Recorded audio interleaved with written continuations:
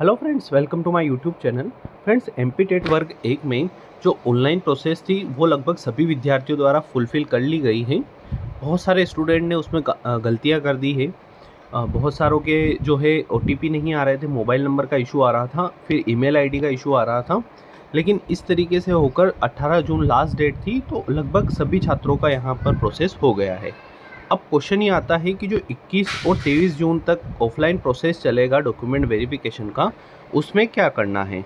तो आप लोगों को एक फॉर्म दिया गया है, ये इस तरीके का फॉर्म, इसका आपको प्रिंट आउट निकालने हैं और अटैच करना है अपने संबंधित डॉक्यूमेंट के साथ। तो इस वीडियो में थोड़ा सा फ्रेंड्स समझ लेते हैं ये फॉर्म आपको कैसे भरना है, क्योंकि बहुत स्टूडेंट ने मतलब ढेर सारी गलतियां कर दी है।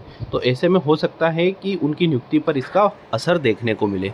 इसलिए मैं आपको स्टेप बाय स्टेप समझा देता हूं कि आपको ये फॉर्म जो है किस तरीके से फिल करना है, ताकि आप लोग जो है कोई भी गलती ना करें। साथ ही डॉक्यूमेंट वेरिफिकेशन के साथ बहुत सारे डॉक्यूमेंट जो आप अपलोड करेंगे, उसमें बहुत क्वेश्चन है स्टूडेंट के, उसका आंसर भी इसी में दिया है, तो उसको भी हम थोड़ा सा डिस्कस करेंगे। जैसे कि मान लीजिए कोई महिला है और वो बाहर से मतलब बाहर दैट मीन्स एमपी के बाहर की है और यहाँ एमपी में उनकी मैरिज हुई है। तो अब वो अपने पति का जाति प्रमाण पत्र लगाए या पिता का, वो बड़ा कन्फ्यूज़न है, क्योंकि मोस्ट ऑफ द केसेस में इसी तरीके के क्वेश्चन आ रहे हैं। तो इन सभी क्वेश्चंस का हम जवाब देने वाले हैं फ्रेंड्स इस वीडियो के माध्यम से। तो वीडियो को एक एक स्टेप बाय स्टेप देखिएगा, कोई भी गलती मत करिएगा फ्रेंड्स। मतलब इस फॉर्म में जो अगर आपकी मिस्टेक हो गई तो दैट मीन्स बहुत इशू हो सकता है, क्योंकि यह फॉर्म आपका अधिकारी के पास रहेगा, यही इसी के साथ में आपकी प्रोसेस आगे होगी। तो वीडियो को स्टार्ट करते फ्रेंड्स। उससे पहले आपने अभी तक चैनल को सब्सक्राइब नहीं किया है तो सब्सक्राइब करना ना भूलें। तो सबसे पहले हम बात कर लेते हैं एक इम्पोर्टेंट अनाउंसमेंट की, जो ईएसबी के द्वारा की गई थी, डीपीआई के द्वारा की गई थी, कि जिन अभ्यर्थियों द्वारा प्रोफाइल पंजीयन कर दस्तावेज अपलोड एवं शाला विकल्प चयन कर पोर्टल शुल्क का भुगतान नहीं किया जाएगा, उनकी नियुक्ति पर विचार नहीं किया जाएगा। इसके पश्चात इस संबंध में किसी भी तरीके का आवेदन पर विचार नहीं किया जाएगा तथा वे मेरिट क्रम के आधार पर अभ्यर्थी नियुक्ति का दावा नहीं कर सकेंगे। तो एक इम्पोर्टेंट न्यूज़ थी फ्रेंड। ये इंस्ट्रक्शन क्यों दिया डीपीआई ने, क्योंकि बहुत सारे स्टूडेंट ने जो है फॉर्म फिल कर दिए, शाला चयन कर लिया और पेमेंट किया ही नहीं है फ्रेंड्स। तो जिन लोगों का पेमेंट करना था उन लोगों ने आई होप कि पेमेंट किया होगा, नहीं तो उनकी नियुक्ति यहीं पर निरस्त हो जाएगी। बहुत बड़ी अपडेट है फ्रेंड्स। छोटे छोटे इंस्ट्रक्शन पर बहुत सारे लोग ध्यान नहीं देते, लेकिन ये काफ़ी इम्पोर्टेंट होते हैं। तो चलिए अब ये फॉर्म के बारे में थोड़ा सा डिस्कस कर लेते हैं फ्रेंड्स। तो सबसे पहले हम बात करें तो यहाँ पर आप लोगों को सबसे पहला काम तो ये करना है, इसकी 5 फोटोकॉपी निकलवाना है फ्रेंड्स। देखिए, 2 आपको जमा करनी है, 2-3 एक्स्ट्रा आप लेके ही चलना है। आप कहीं पर भी मिस्टेक हुई वहाँ पर आपको फ़ोटोकॉपी निकालने का टाइम नहीं मिलेगा। छोटी सी मिस्टेक अगर मान लीजिए अधिकारी बताता है कि यहाँ पर आपकी ये मिस्टेक है, तो उस समय आप फ़ोटोकॉपी निकालने जाओगे फिर वापस आओगे। इससे बेटर ये है कि आप 5-7 फ़ोटोकॉपी एक्स्ट्रा रख लीजिए, कोई फ़र्क नहीं पड़ता है। 2 आपको अटैच करना है और एकदम परफेक्टली अटैच करना है। तो पहली बात तो ये हो गई फ्रेंड्स। अब बात करते हैं इसको भरना कैसे है। तो पहले आएगा अभ्यर्थी का नाम, जो एज पर आपका डॉक्यूमेंट जिसमें डॉक्यूमेंट है उसी तरीके का आप नाम लिखिएगा, कोई भी मिस्टेक मत करिएगा। फिर आप टिक करिएगा आप पुत्र हैं, पत्नी है या जो भी है। तो उसके बाद आप आपके पिता का नाम या फिर जो भी आपके हस्बैंड है तो उनका नाम, फिर आपका रोल नंबर, फिर विषय, फिर आपका एड्रेस डालना है और मोबाइल नंबर वही डालना है जो आपने ऑनलाइन में रजिस्टर किया है, और ईमेल आईडी भी वही डालना है जो ऑनलाइन में आपने रजिस्टर की है।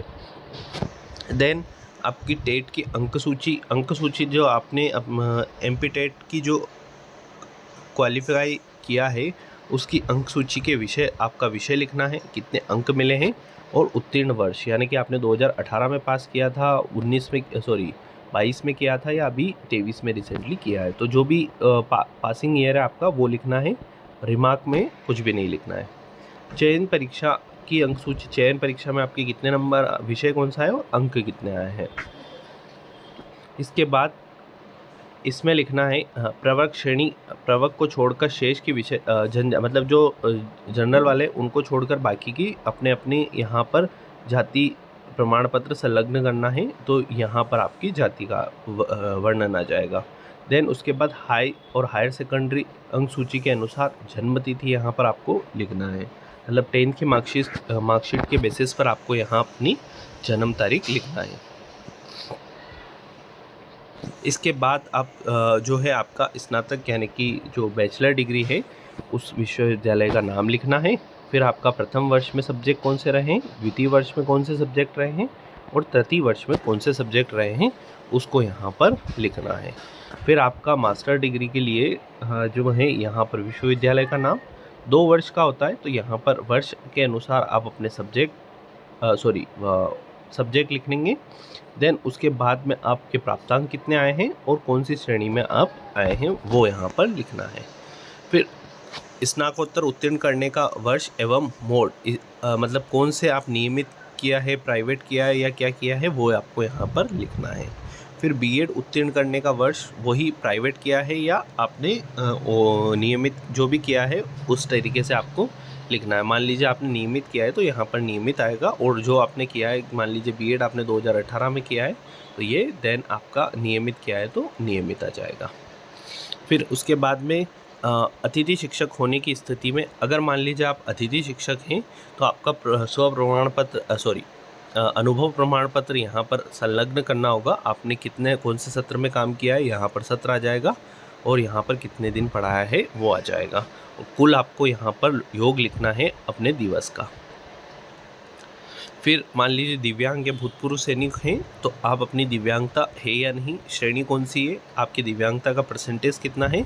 एक बात का ध्यान रखिए, जो दिव्यांग भाई है अगर वो 40% से नीचे लिखेंगे तो उनकी दिव्यांगता निरस्त हो जाती है, ऐसे में उनको दिव्यांगता का लाभ नहीं मिल पाएगा। इसके बाद रोजगार पंजीयन बहुत इंपॉर्टेंट है फ्रेंड्स। ये रोजगार पंजीयन जो है लेटेस्ट होना चाहिए, एक्सपायर मत लिख दीजिएगा। रोजगार पंजीयन का क्रमांक लिखेंगे और दिनांक लिखेंगे आप यहाँ पर, जो दिनांक क्या लिखना है उसमें जो दिनांक दिया है वो लिखना है, किस डेट को वो अपडेट किया गया था। फिर उसके बाद में आप अगर शासकीय सेवा में हैं तो बहुत सारे स्टूडेंट जो वर्ग 2 और वर्ग 3 में हैं वो वर्ग 1 में सिलेक्ट हुए हैं, तो उस हिसाब से अपना यहाँ पर डेटा लिखिएगा। अन्य यानी कि आयु छूट इत्यादि से संबंधित ये अपने पास कुछ नहीं है तो इसको क्रॉस कर देंगे। और मान लीजिए यहाँ पर नहीं है किसी का अतिथि शिक्षक तो यहाँ पर खाली छोड़ देंगे, इसको कुछ भी नहीं करेंगे। देन अभ्यर्थी के हस्ताक्षर यहाँ पर करने और इसको डेट डालना है जिस तारीख को मान लो आप जमा कराने जा रहे हैं। मान लीजिए 21 को जा रहे हैं तो 21 की डेट डालिए, 22 को जा रहे हैं तो 22 की, और 23 को जा रहे हैं तो 23 की डेट डालिए। ये टीम के लिए इसको छोड़ दीजिएगा खाली। तो ये पूरा ऑफलाइन का फॉर्म था फ्रेंड्स। आई होप कि आप लोगों को समझ में आ गया होगा। इसके अदर भी कोई डाउट है आपका तो आप कमेंट करें।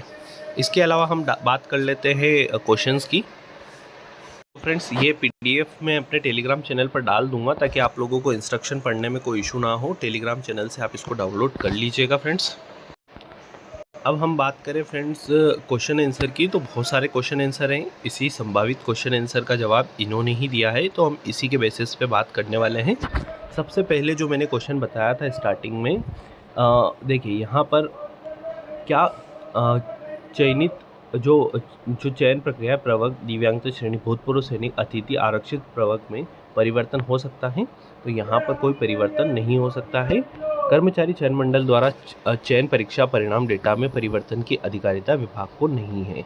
मतलब मान लीजिए ये कहना ऐसा चाह रहा है कि मान लीजिए आज आपने फॉर्म फिल किया था ईडब्ल्यूएस से और आपके पास ईडब्ल्यूएस का सर्टिफिकेट नहीं है और आपने ईडब्ल्यूएस सर्टिफिकेट से क्वालिफाई कर लिया है, तो ऐसे सिनारियो में आप जनरल में जा सकते हैं क्या? तो यहाँ पर आप नहीं जा सकते हैं, चाहे आपके मार्क्स ज़्यादा भी क्यों ना हो। दूसरी बात है अतिथि शिक्षक प्रमाण पत्र कब तक मान्य है? तो ये मान्य है 31 मार्च 2024 तक के अनुभव प्रमाण पत्र मान्य किए जाएंगे। मतलब जो 31 मार्च है तब तक आपने पढ़ाया है तो उससे पहले के सारे ही अनुभव प्रमाण पत्र मान्य किए जाएंगे। अतिथि शिक्षक श्रेणी में चयन हुआ है, क्या अनुभव होना चाहिए? तो यहाँ पर देखिए अनुभव का इन्होंने क्राइटेरिया दिया है कि लगभग आपने 200 दिवस यहाँ पर कार्य पूर्ण किया हो या 3 शैक्षणिक सत्र में कार्य किया हो, तो आपका जो अनुभव प्रमाण पत्र है वो वैलिड माना जाएगा। स्कूल शिक्षा विभाग से जारी डिजिटल डिजिटल प्रमाण पत्र ही मान्य होगा। यहाँ पर आपको शिक्षा विभाग द्वारा डिजिटल प्रमाण पत्र जारी होगा वही मान्य होगा। आई थॉट कि अभी स्टार्ट है, चल रहा है ये, आप बनवा सकते हैं। अपने संकुल में संपर्क करना, आप संकुल जो है वहाँ से अभी शायद बन रहे हैं, तो एक बार आप वहाँ से भी जांच कर लीजिएगा। जनजाति कार्य विभाग के सहायक आयुक्त के हस्ताक्षर से जारी प्रमाण पत्र मान्य होंगे। तो यहाँ पर जो जनजाति कार्य विभाग के सहायक आयुक्त हैं उनके हस्ताक्षर से भी जारी प्रमाण पत्र मान्य हो सकते हैं। यदि अतिथि शिक्षक रहते हुए कोई उपाधि या पदों जो उपाधि आपने धारण की, जैसे बीएड या एमएससी मास्टर कुछ भी किया है, तो जिस सत्र में नियमित विद्यार्थी के रूप में उपाधि या प्राप्त किए तो उस सत्र के अतिथि शिक्षक का अनुभव प्रमाण पत्र मान्य नहीं होगा। ये विशेष ध्यान रखिए, बहुत सारे स्टूडेंट गलती कर रहे हैं। वो बोल रहे हैं कि हम अतिथि रहते हुए बीएड कर लेंगे, तो ऐसे सिनारियों में आप सीधे सीधे बाहर हो जाएंगे फ्रेंड्स, क्योंकि यहाँ पर साफ दिख रहा है कि जब आप नियमित किसी विद्यालय में पढ़ रहे हैं तो आप 2 जगह कैसे काम कर सकते हैं। इसका मतलब आपने अतिथि शिक्षक बनकर कहीं ना कहीं मक्कारी की है। तो ऐसे में आपका जो है यहाँ पर जो है अनुभव प्रमाण पत्र को तो रद्द कर दिया जाता है।